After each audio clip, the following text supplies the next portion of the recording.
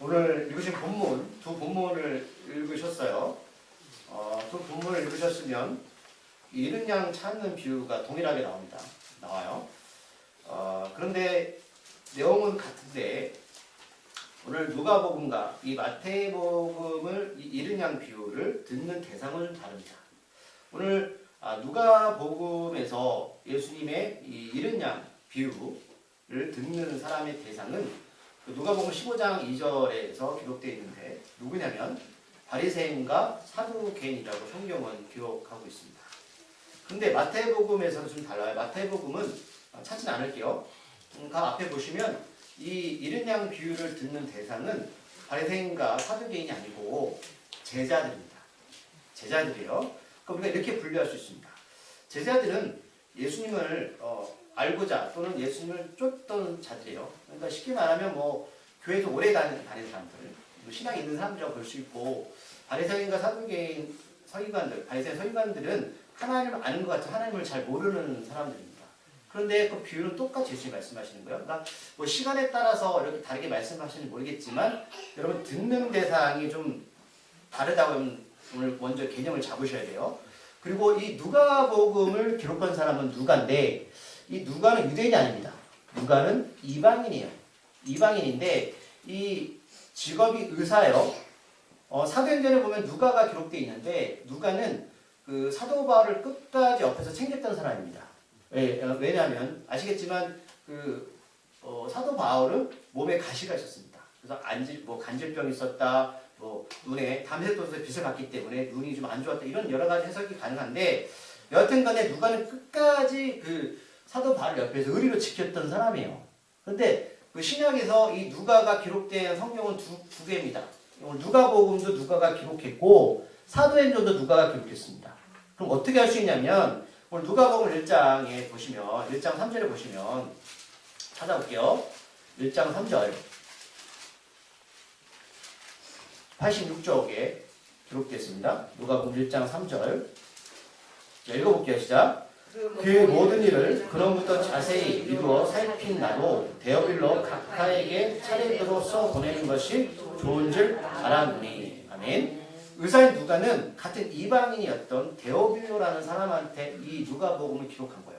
예수를 전하기 위해서.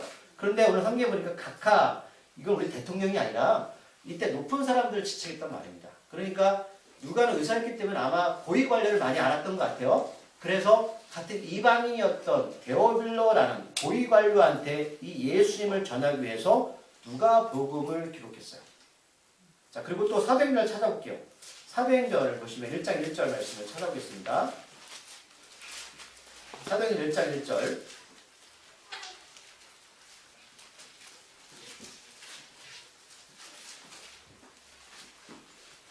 찾으셨나요? 자, 읽겠습니다. 데오빌로요, 내가 먼저 쓴 글에는 무릇 예수께서 행하시며 가르치시기를 시작하신부터. 아멘. 사도행전은 예수님이 부활하시고 나서 주님의 제자, 특히 사도 바울이 복음을 전한 이야기죠. 자, 오늘 1장 1절에도 데오빌로 같은 인물입니다.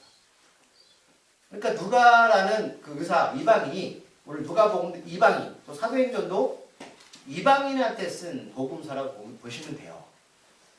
왜 제가 이 말씀 드리냐면 그렇기 때문에 오늘 누가가 오늘 듣는 대상, 예수님께서 이 말씀을 하실 때, 비유 말씀을 하실 때 그 듣는 대상이 바리새인과 서기관들이라는 의미가 있는 거예요. 먼저 이걸 기억해 두시고, 자, 그럼 여러분 잘 말씀드렸지만 데오빌로는 어릴 때부터 성경을 알았던 사람이 아닙니다. 하나님을 들어본 적 없는 새신자라고 볼 수 있어요. 하지만 마태복음은 누구한테 기록했냐? 마태는 누구냐면 세리장이었죠. 예수님이 제자였고, 그래서 히브리 언어로 레이라고 불러요.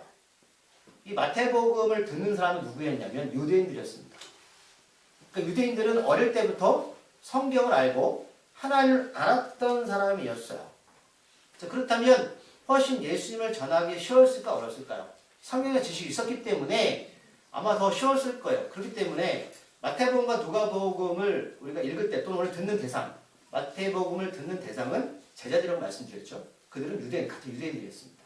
그렇기 때문에 성경적 지식을 알고 있는 사람한테 예수를 전한 것과 또는 성경적 지식이 전혀 없는 그런 이방인한테 같은 이방인으로서 이 누가복음의 누가가 전할 때는 약간 좀 성경을 기록한 것들이 다를 수가 있다는 거예요. 그렇다면 다시 넘어가서 누가복음에 오늘 누가가 바리새인과 서기관들한테 이 예수님의 비유를 전할 때 말씀드렸지만 유대인들은 자기들이 하나님께서 선택된 백성이라고 생각했고 또 자기들은 굉장히 높은 거룩한 백성이라고 그런 착각 속에 살았습니다. 하지만 데오빌라는 높은 자리에 있었지만 유대인 입장에서는 이 사람은 버림받을 존재죠. 이런 시각이 있는 거예요. 그래서 마태복음을 기록한 마태 같은 직업을 가진 이 세리와 죄인들 오늘 누가복음에서 바리새인과 서기관들의 수군거래요. 왜 수군거리냐면 마태 같은 그 직업을 가졌던 세리나 또는 죄인들과 예수님이 같이 식사를 하고 계셨단 말이죠. 구약 율법에 보면 죄인들과 같이 식사를 하는 그 사람도 나중에 죄인이 되는 거예요. 그래서 수군거린 이유가 그것 때문에 수군거리는 거예요. 그렇다면 바리새인과 서기관들이 마음속에 뭐가 있다고요? 나는 쟤들보다 낫다는 거죠. 너는 죄인들 이렇게 취급하는 거예요. 그러니까 율법적으로 완벽을 추구하는 바리새인과 서기관들 입장에서 오늘 누가복음에 기록했던 들었던 그 같이 예수와 식사를 했던 죄인들은 정말로 이 사람들 같이 할 사람이 아니에요. 이중적 잣대죠. 저는 이걸 보면서 무슨 생각이 들었냐면 교회 오래 다녔던 사람들이 이런 생각이 있지 않을까? 라는 생각이 있었어요. 저희가 이제 AA 모임을 하죠. 밑에서. 저희도 처음에 그런 편견을 갖고 있지 않았습니까? 저 사람들은 중독자들이니까 좀 열등하다. 우리보다 어떻게 저렇게 됐지? 라고 생각할 수도 있었어요. 그런데 여러분 얘기를 나눠보면 절대 그렇지 않습니다. 더 낫습니다. 어떨 때는. 물론 부족한 면도 있어요. 그러니까 우리가 이런 편협된 시각을 가지고 살아가는 것이 오늘 예수님의 구원 사역과 걸림돌이 될 수 있음을 여러분 생각하셔야 돼요. 자, 오늘 이 사람들, 사두개인과 바리새인들은 당연히 오늘 세리와 죄인들은 지옥 갈 사람들이죠. 하나님께 버림받은 사람들입니다. 너희들은 버림받은 존재야. 이렇게 생각했어요. 그런데 반대로 마태복음의 저자 마태는 유대인들한테 편지 썼지만 누구였다고? 이 사람도 세리였어요. 세리였다니까요. 그러니까 세리 잘 아시겠지만 이 사람들이 로마의 지배를 받아서 일정 부분의 어떤 그 세금을 걷고 나머지는 다 밟게 됐죠. 더군다나 마태는 세리장이었어요. 그러니까 부를 축적한다는 것이 어떻게 보면 세상적인 관점에 보면 굉장히 정직하지 못한 방법으로 부를 축적했죠. 다 그런 건 아닐 수 있겠지만 대다수의 사람이 그랬고 당연히 사회적인 인식은 좋지 않았어요. 만약에 지금도 우리 주변에 이런 사람이 있다면 멀리 해야죠? 정직하지 못하잖아요.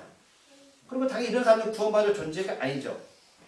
그러면 오늘 바리새인들과 사두개인들이 바라보는 오늘 죄인과 세리들의 어떤 시각과 오늘 우리가 마태복음에 바라보는 유대인들이 이들을 바라보는 시각과 다를 것이 보이시죠. 먼저 믿은 자나 나중 믿은 자가 세상을 바라보는 이런 편협된 생각들을 바라볼 때 과연 이들한테 예수를 전할 수 있습니까? 쉽지 않죠. 그런 생각이 오히려 자꾸 있기 때문에 어려운 거거든요. 오늘 이 두 가지 비유는 같은 비유인데 그러면 오늘 마태복음에서 이 1인 양 비유를 듣는 제자들은 오늘 마태와 같은 다 유대인들이잖아요. 그렇죠? 그러면 이 유대인들은 누가복음을 읽는 이에 다르게 구약 성경의 지식을 갖고 있는데 그러면 다시 말하면 우리가 교회를 십수십 년을 다녔지만 여전히 그 율법에 얽매여서 사람들을 바라보는 시선 또는 종교의 심취에서 오늘 이렇게 대한다면 오늘 이 두 가지 비유가 다 걸리는 거예요. 오늘 그걸 보셔야 되는 거고 그래서 오늘 마태복음을 읽으시면 오늘 어린 양, 오늘 이 1인 양 비유가 나오기 전에 어떤 일이 벌어지냐면 제자들이 예수님께 이렇게 질문을 던져요. 예수님, 천국에서 누가 커요? 이 질문의 속내를 읽으셔야 돼요. 이런 질문을 던진 이유는 나는 천국에서 큰 자가 되고 싶고 또는 나는 그런 사람이라는 생각 때문에 물어보는 거예요. 내가 열등하거나 어려우면 이런 질문을 전혀 던지지 않습니다. 왜요? 그럴 가치가 없거든요. 지난주 천국복음 우리가 말씀드렸지만 그러니까 이런 질문을 먼저 던지는 거예요. 제자들이. 그래서 예수님이 뭐라 말씀하냐면 어린아이 이야기를 꺼내시면서 어린아이 같지 않으면 천국 갈 수 없고 그 다음에 바로 나오는 비유가 이 1인 양 비유예요. 그러니까 교회 오래 다니고 그런 사고방식을 갖고 있는 사람들은 오늘 제자들처럼 주님을 따르는 것 같지만 항상 내 생각 속에서는 주님 어떤 사람이 큽니까? 라는 그 말 속엔 나는 하나님께 이만큼 했으니 하나님 나라 가면 나는 더 많이 받을 수 있죠? 라고 질문을 던지는 거고, 예수님은 어린아이와 같지 않으면 천국 갈 수 없다는 비유는 어린아이가 교회에서 뭔 일을 해요? 그럼 아이들은 매달 달라는 거잖아요. 떼쓰고. 우리가 보면 어린아이 순수해 이렇게 볼 수 있지만 예수님의 생각은 그런 거죠. 너희들이 어른이라고 말하는데 나는 어린 아이들만 천국 갈 수 있어 라고 말씀하는 건 너희 정말 크다고 생각하니? 영적인 성숙이 뭐냐는 거예요. 어린아이 같지 않으면. 그리고 나서 이른 양 비유를 하시는 거예요. 내가 교회에서 무엇인가 열심히 했으니 당연히 하나님 나라 가면 더 많은 것을 받을 수 있다는 생각은 오늘 이 제자들과 다를 것이 없어요. 천국에서 누가 큰지 묻고 있는 거예요. 여기서 누가 천국에서 가장 큰 자일까요? 어린아이가 되셔야 돼요. 어린아이가.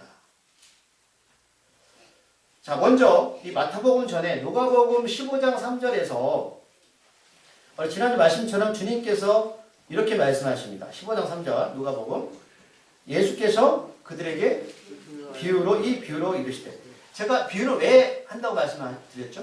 모든 사람들한테 보편적인 얘기를 하는 거죠. 그리고 비유를 다 알아먹는 이야기예요. 쉽다고, 굉장히 쉬운 이야기라고. 어렵지가 않아요. 근데 이단에 빠지면 뭐예요? 비유가 마치 새롭게 듣는 이야기처럼. 그러니까 지난주도 우리가 비유 말씀할 때 그 천국 이야기를 하시기 위해서 비유를 말씀하시는 거고, 오늘도 이 이야기는 사실이 아니라 예수님이 이해시키기 위해서 만든 이야기예요. 그래서 4절에서 1인양 비유할 때 어떤 사람, 드라크마 얘기할 때 어떤 여자, 어떤 사람이 어떤 대상을 그냥 가상적 인물을 주는 거예요. 비유를 하시기 위해서. 그래서 그들에게 이 비유로 이르시되, 이 비유는 굉장히 쉬운 거예요. 쉽다라고 제가 일단 전제 조건을 드릴게요. 그래서 만약 비유가 어렵다면 굳이 설명할 필요가 없습니다. 자, 이단들이 빠지는 것은 이 악한 영이 그들을 휘어잡기 때문인데, 이 미혹영이 굉장히 두려운 존재예요. 아담과 하와가, 여러분, 하와가 선악을 알게 하는 열매를 따먹을 때 뱀이 어떻게 유혹했냐면, 하나님이 정말 이 선악과를 먹지 말라고 하더냐라고 물어봐요. 우리가 이단에 빠지는 것과 동일합니다. 우리 안에 정확하게 말씀의 개념이 없는 상태에서 정말 그렇게 기록되었느냐? 라고 물어보면 헷갈리기 시작하는 거죠. 너 언제 구원 받았냐? 라고 물어보면 언제 메시아 구원 받처럼 내가 언제 구원 받았죠? 그 시간 때를 아세요? 이런 일들로 우리를 넘어뜨리는 거예요. 그래서 하나님께서 이 비유 말씀을 하시는 것은 극소수에만, 이단처럼 극소수 사람만 진리다라고 하는 게 아니라 모든 사람들한테 말씀해요. 그래서 이 누가복음의 비유, 어떤 사람이 양 100마리가 있는데 한 마리 양을 잃어버렸습니다. 어떤 사람, 이건 가상인물이에요. 또 어떤 여자가 있었는데 10드라크마가 있었는데 하나 잃어버렸어요. 어떤 여자, 가상인물이에요. 만들어낸 이야기. 그래서 비유가 되는 거예요. 가상인물을 주님이 드는 것은, 다시 말씀드리면 이 모든 것들이 너에게 적용될 수 있다는 거예요. 자, 100마리 양을 소유한 어떤 사람이 또 10드라크마의 돈을 소유한 어떤 여자가 잃어버린 거예요. 하나를. 여기서 먼저 그 10드라크마, 이게 어떤 가치가 있냐면 그 은전을 말하는데 하루 품삯 정도 되는 거예요. 하루 품삯. 예를 들면 지금 한 10에서 15만 원 정도. 높게 평가하면 15만 원 되겠죠. 그러니까 10드라크마는 많이 쳐주면 150만 원 정도 됩니다. 근데 여기서 이 여자가 한 15만 원 정도 잃어버렸어요. 아깝죠. 아깝죠. 그럼 짜장면을 먹을 것인데. 그런데 여러분 이거 없어도 돼요. 아깝지만 살아가는데 크게 지장이 없어요. 그런데 오늘 두 개를 보니까 두 비유는 이거 별거 아닌데 굉장히 애써서 찾고 있는 게 보이시죠? 며칠 찾다가 없으면 되지. 뭐 15만 원 없다고 뭐 죽어요. 그런데 이 드라크마가 뭐냐, 10드라크마가 의미가 있어요. 유대인들은 결혼할 때 풍습에 내가 아빠인데 시집가는 딸한테 10드라크마를 줘요. 그럼 목사님 왜 100드라크마 주면 안 돼요? 그게 아니고 10드라크마라는 가치가 있는 거예요. 이거는 아버지의 사랑을 전해주는 상징적인 거야. 그래서 이 시집가는 여자는 이 드라크마 10개를 머리에 꽂아요. 장식에. 꼰단 말이에요. 그럼 무슨 뜻이냐? 아버지의 그 사랑을 이 시집가는 딸은 슬프지만 결혼식 하면서 이걸 꽂고 사람한테 보여주는 거예요. 근데 그 중에 이 하나를 잃어버렸어요. 그래서 소중한 거예요. 이해하시겠죠? 그러면 양 한 100마리 있는데 한 마리쯤 없으면 어때요? 아깝죠, 이것도. 근데 요즘 보니까 집마다 강아지 많이 크더라고요. 어떤 분들이 강아지 잃어버리니까 있잖아요. 이게 막 붙이고 다녀요. 보상금 100만 원. 신고도 하죠? 어떤 분들은 보니까 유산도 남겨줘요. 그럼 강아지 한 마리 잃어버리면 똑같은 강아지 많지 않아요? 가서 하면 되잖아요. 그런데 그렇게 안 하죠. 양은 이 주님처럼 굉장히 재산인 것 같아요. 유목민들이 이걸 재산처럼 키우니까. 그러나 이거 한 마리 없다고 망하지 않습니다. 10드라크마의 이 여인도 마찬가지예요. 그럼 두 가지 비유의 공통점이 뭐냐면 이 두 사람이 이렇게 잃어버린 것, 별것도 아닌 것들 열심히 찾는 것은 양이나 한 드라크마의 가치가 엄청나서 찾는 게 아니에요. 그게 아니라 남들 볼 때는 그 양 한 마리, 한 드라크마일지 모르겠지만 그 당사자한테 이거는 돈으로 살 수 없는 거예요. 돈으로 살 수 없다고요. 예수의 비유를 아시겠죠? 돈으로 살 수가 없다고요. 내가 아무리 10억, 100억을 줘도 이건 바꾸지 않아요. 근데 우리가 이 비유를 가지고 자꾸만 세상적인 개념을 가지고 읽으니까 아니 뭐 하는 건지 이해가 안 가는 거야. 어떤 사람도 어떤 여인도 자신이 생각하면 너무나 소중해서 이렇게 애탔는데 하물며 바리새인들 서기관을 너희들이 무시한 이 세리와 죄인들은 하나님 보실 땐 세상의 가치와 바꿀 수 없는 소중한 존재라고 말씀해요. 하나님의 마음 읽으시겠어요?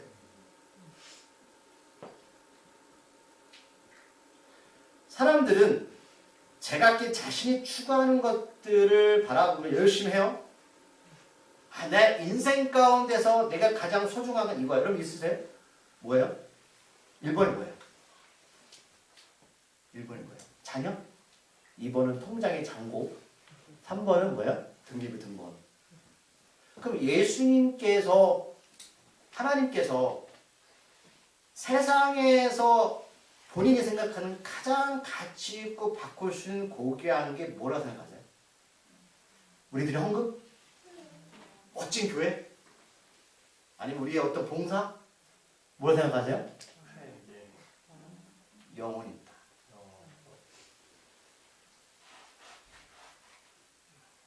예수님 따르고 계세요? 예수님 정말 좋으세요? 여러분들은 우리는 저를 비롯해서 우리의 가치 가장 소중한 1번이 뭐예요 도대체?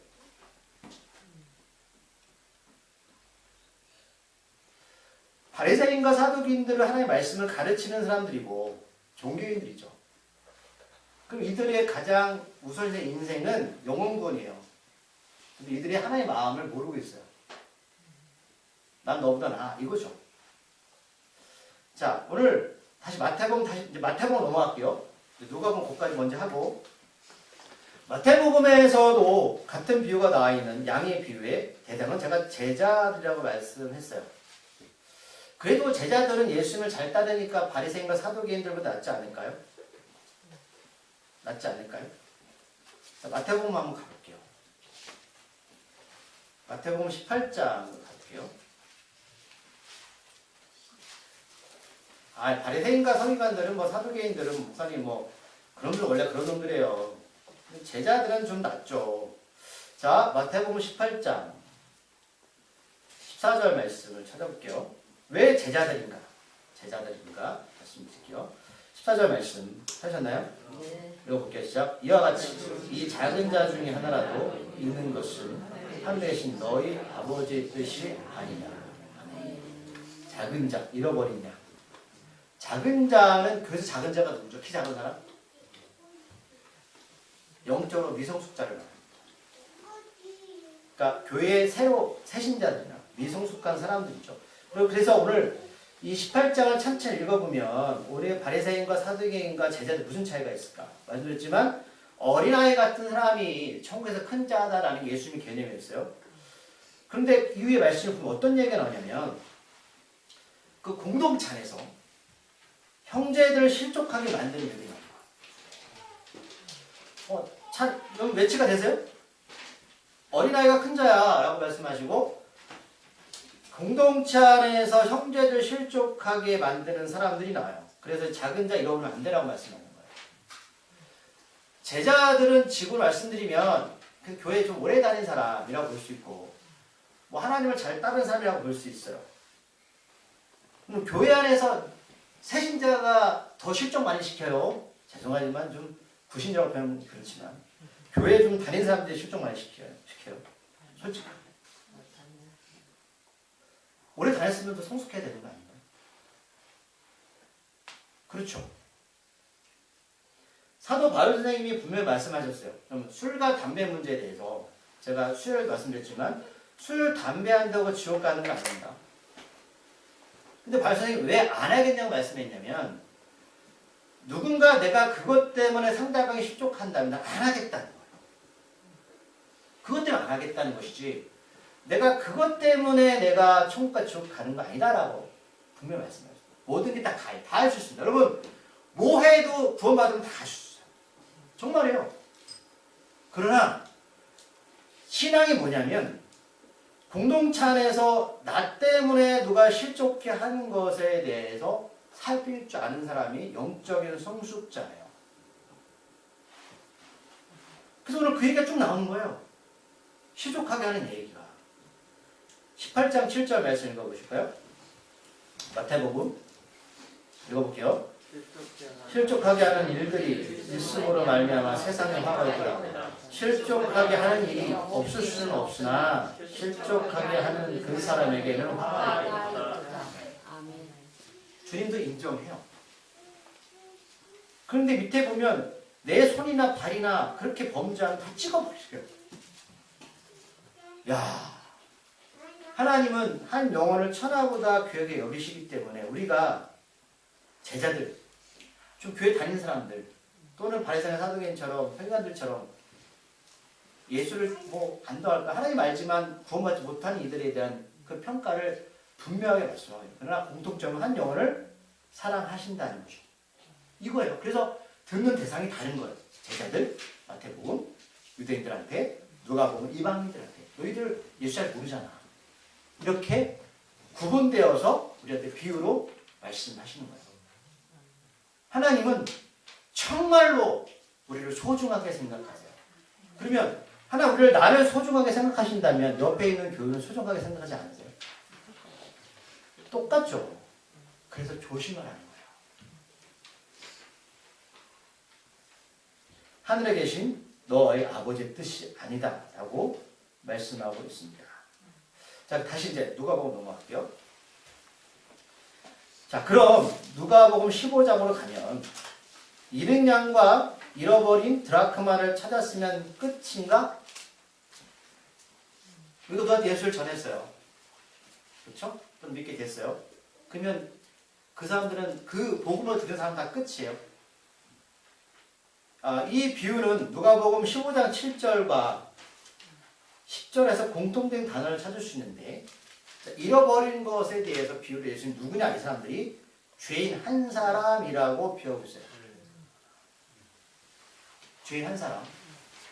그러면 잃어버린 죄인들은 왜 예수님이 왜 잃어버린 죄인을 찾았다는 것은 어떤 의미입니까? 하나님 입장에서 7절과 10절에 분명히 뭐라고 말씀하고 있냐면 죄인 한 사람이 회개하면 이라고 말씀하고 있습니다. 내가 교회에 나왔다고 이 사람이 하나님 찾으신 잃어버린 양이고 잃어버린 드라크마가 아니에요. 그 사람이 죄인으로 스스로 인정하고 회개의 자리로 들어가는 것이 바로 찾는 거예요. 저나 여기 계신 분들이 혹시 교회에 오래 나왔다 또는 새신자다 좋습니다. 하나님 누구나 다 사랑하지만 하나님 입장에서 다시 찾았다는 것은 그 대상이 진정한 회개의 자리로 들어가는 거예요. 아까 우리 성경부도 말씀드렸어요. 회개가 뭐냐? 회개는 내 삶을 돌이키는 건데 원해 보면 내가 갖고 있었던 그 집을 부수는 작업을 하는 거예요. 내가 예수를 모를 때는 나의 인생이 추구했던 것들이 있었죠. 아까 제가 하나님께서 원하시는 삶의 가치, 하나님께 원하는 삶의 가치가 있죠. 하나님 1순위가 뭐예요? 영혼구원이었어요. 우리가 생각하는 삶의 가치가 있죠. 이게 충돌이 되죠. 근데 하나님의 관점은 뭐냐 이거죠. 그게 바로 회개죠. 그 삶을 우리가 같이 가는 거예요. 그래서 우리가 착한 일 나든 선한 일 나든 이 모든 것들이 거기에 있어야 되는 거죠. 우리가 돈 버는 행위도 마찬가지고 여러분들이 누군가를 만났을 때도 모든 것도 마찬가지예요. 목적과 방향성이 거기로 가야 되기 때문에 우리가 정직한 방법으로 또는 옳은 방법으로 가야 되는 이유가 거기 있는 거예요. 그것을 청구하는 게 아니고.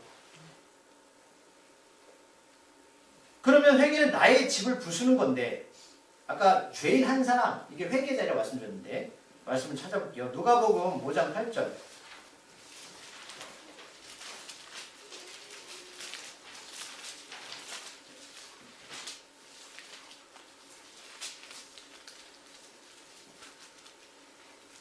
(95쪽) 찾으셨나요?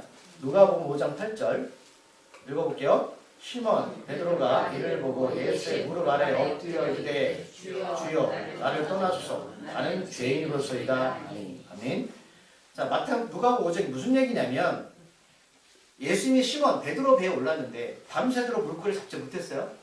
근데 예수님이 뭐라고 말씀하셨죠? 야, 그물을 깊은 곳에 던져. 그랬더니 정말로 했더니 물고기 많이 잡았어요. 끝! 행복했다. 예수 믿었더니 복받았다. 그 말씀하는 게 아니고 오늘 8절에 시몬 베드로가 이 일을 체험하고 나서 뭐라고 말하냐면 엎드려서 나는 죄인이다. 예수님 떠나서 고백해요. 자, 물고기 많이 잡은 것과 갑자기 베드로의 고백이 뭐냐고요.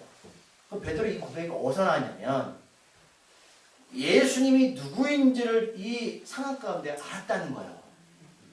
하나님이 우리에게 베드로처럼 복을 주시고 때로는 시련을 주시고 여러 가지 생각 가운데서 궁극적으로 원하시는 게 뭐냐면 예수라는 존재가 누구인지를 삶을 받아들이고 그 첫 번째 단계가 오늘 이거예요. 나는 죄인이다. 죄인 한 사람의 신앙 고백이 있어야 되는 거예요. 오늘 식사 자리에서 예수님이 세리와 죄인들과 밥 먹는다? 이 의미가 있는 게 아니라 이 사람들이 예수님과 식사 자리를 하면서 뭘 경험하냐. 사두개인들과 바리새인들 왜 욕하죠? 너희 죄인들이잖아. 맞아요. 이들은 몰라요. 그런데 여기서 알아요. 내가 죄임을 깨닫는다는 것은 바로 회개의 자리로 들어가는 거예요. 베드로는 그걸 깨달았다는 거예요. 교회에 나오고 예수를 안다는 건 내가 죄인임을 하나님 앞에 고백하고 회개의 자리로 들어가는 것입니다. 이게 우리의 삶의 자리예요. 그래서 이 일이 있으니까 어떤 일이 벌어지냐면 7절과 10절에서 예수님이 기쁨이 되십니다. 똑같이 반복되죠? 죄인 한 사람이 회개했더니 하나님이 기뻐하셨다. 얼마나 기뻐하셨는지 누가복음 15장 10절에서는 하나님의 사자들 앞에서 천사들 앞에서 하나님이 기뻐하세요. 기뻐하세요. 제 말씀을 정리할게요. 이제 여러분 개념이 잡히실 거예요. 오늘 누가 보면 이 사람들은 하나님을 아는 것 같지만 모르는 사람들이에요. 이방인한테 하는 거죠. 이방인들. 있는 사람이 그 사람들이니까. 오늘 마태는 유대인들, 제자들, 하나님을 따르겠다고 하는 사람들이에요. 근데 이들의 시각은 좀 다른 것 같지만 똑같아요. 제자들은 하나님 내가 열심히 했잖아요. 열심히 했죠? 상급 크겠죠? 아니, 네가 이제 믿었다면 공동체 안에서 누군가를 실족하게 만들면 안 돼. 하나님 한 영혼을 귀하게 생각한다. 오늘 누가복음 이야기는 이방인들이에요. 잘 몰라요. 죄인 한 사람 복음 들었어요. 회개 자리로 들어가는 거예요. 그래서 하나님은 기뻐하신다. 그리고 두 개를 합치면 하나님의 관심은 한 영혼이 남들이 볼 때는 가치 없고 한 드라크마고 이런 양 한 마리죠. 하나님은 그 한 마리 때문에 한 드라크마 때문에 찾아 헤매세요. 그럼 이렇게 생각하실 거예요. 그럼 목사님 우리가 해야 되는 거예요? 맞지만 100% 맞지 않아요. 왜 그러냐면 이 열심은 누가 찾으신다고요? 하나님이 찾으시는 거예요. 우리의 열심이 아니에요. 하나님의 열심이었어요. 우리가 누구에게 복음을 전하고 저 예수님 믿을까? 여러분 걱정하지 마세요. 그 여러분들 몫이 아니라고요. 우리는 단지 전하는 것 뿐이에요. 그 사람의 생명을 구원하시는 것은 하나님의 열심이에요. 이 말씀하시려고 하는 거예요. 너희들이 아무리 나일을 한다고 해도 내가 하는 거고 너희들이 하지 않는다고 해도 그 일은 내가 하는 거야 라고 말씀하기 필요해요. 결론은 그렇게 하는 거예요. 그렇기 때문에 제가 일을 할 수 있는 게 얼마나 감사한지 몰라요. 어차피 하나님이 하실 건데 우리를 사용하시는 거예요. 우리를 축복하시라고. 아멘.